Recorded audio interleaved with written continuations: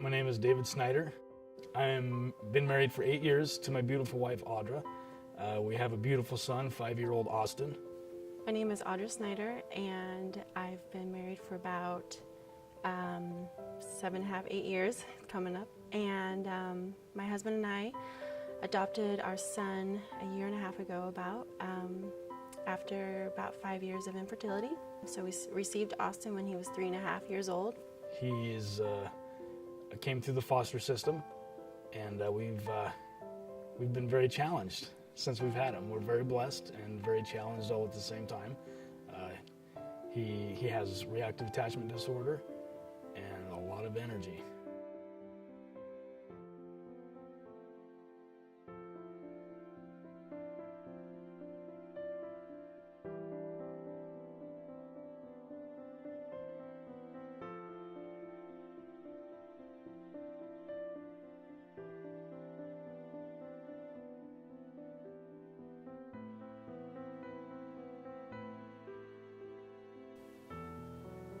I knew the moment we got the phone call that this was a forever situation, and that no matter what happened, that we would be here for this boy.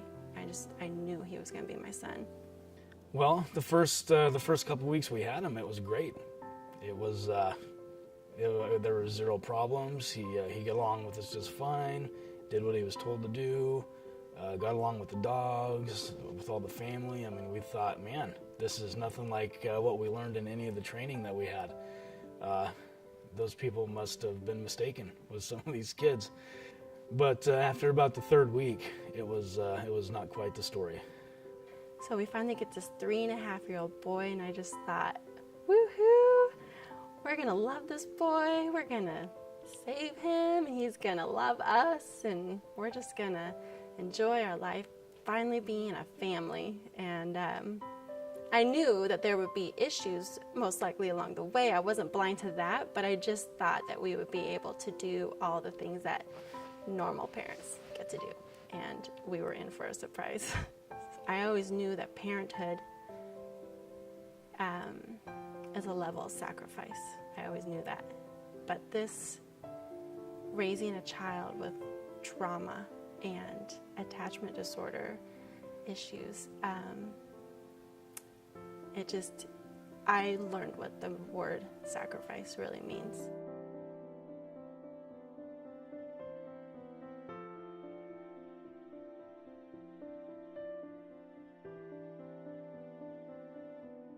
It was gloves off with him, and the defiance was there. The I'm not doing what you're saying.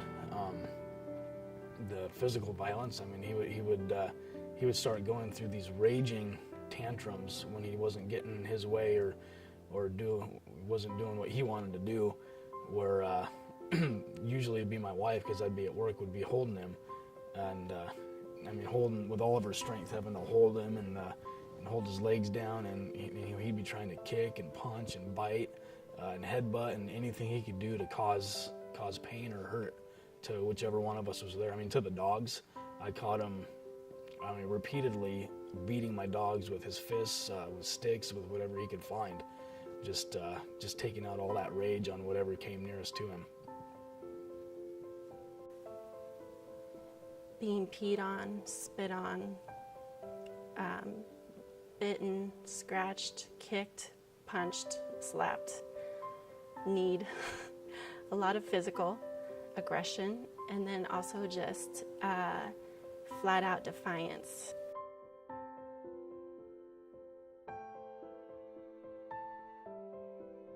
When other people see your child, they're like, how can any of that stuff you're telling me be true? Look, he's so good. He minds so well. He stays right next to you. He does what he's told. He's so polite. And it's not the same as soon as you walk through the door at home, or as soon as you get in the car. It's game on for them.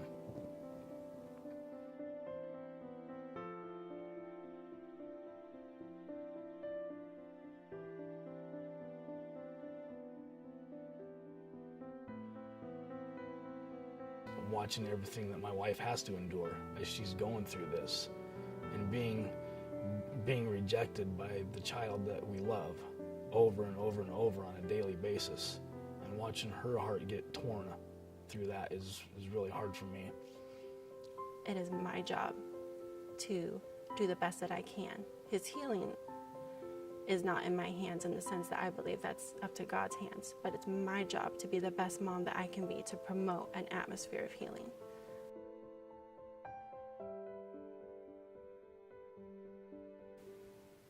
Will my son completely heal? Will our life always be so limited?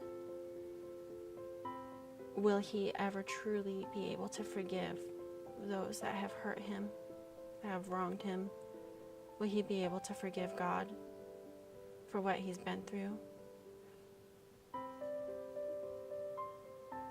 Will he become the kind of parent that he had?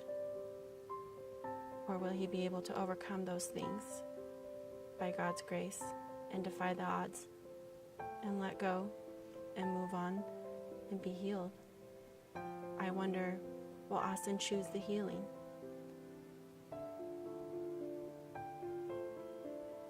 My fear is that he will not live up to all that God's called him to do, to be, to have.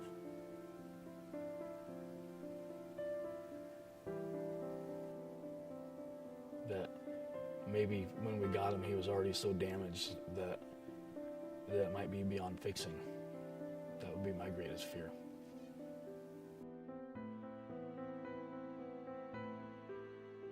My hope for Austin is that he sees how awesome he is. He's so gifted. And his personality really does light up a room. He makes people feel at ease. And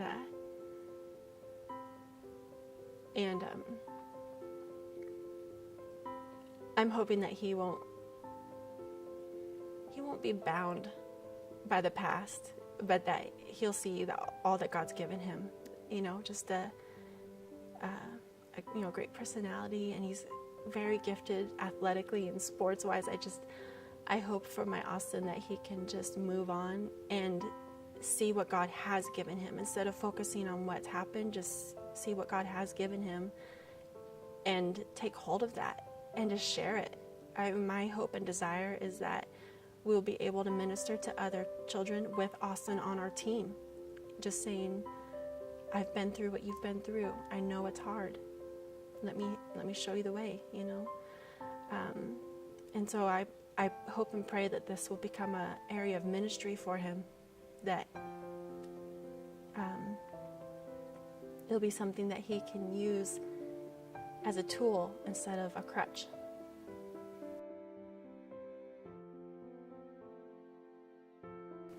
If I could say anything to Austin, I would say that in Psalms 39 it says that I am fearfully and wonderfully made, and my soul knows it full well. And I would say to him that God doesn't waste his time, and God created you for a reason.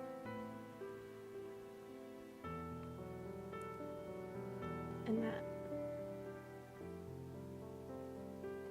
you were fearfully and wonderfully made. And to take hope in that the Heavenly Father loves you, wants to know you, and wants to use your life as a testimony to Him.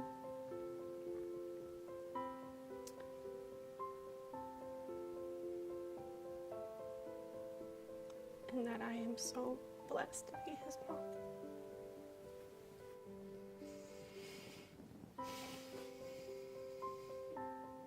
No matter what, I love you. Nothing you could do could push me away. Doesn't matter. I'm in it for the long haul.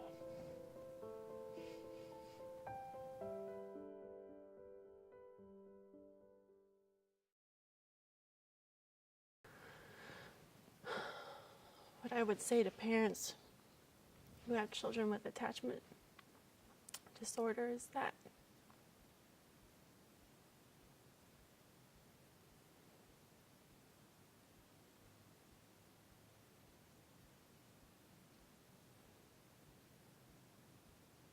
this job is not easy. And to me, the only way to to take this challenge on every single day is to sit at the Father's feet and to gain and to have the Lord be a source of strength in all of this. Surround yourself with wisdom. Keep asking questions. Keep studying. Keep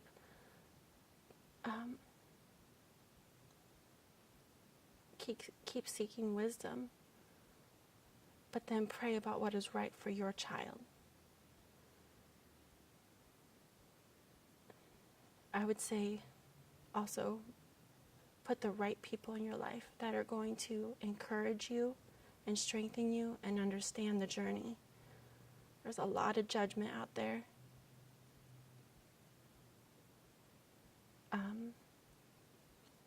But to be careful with who is involved in your life.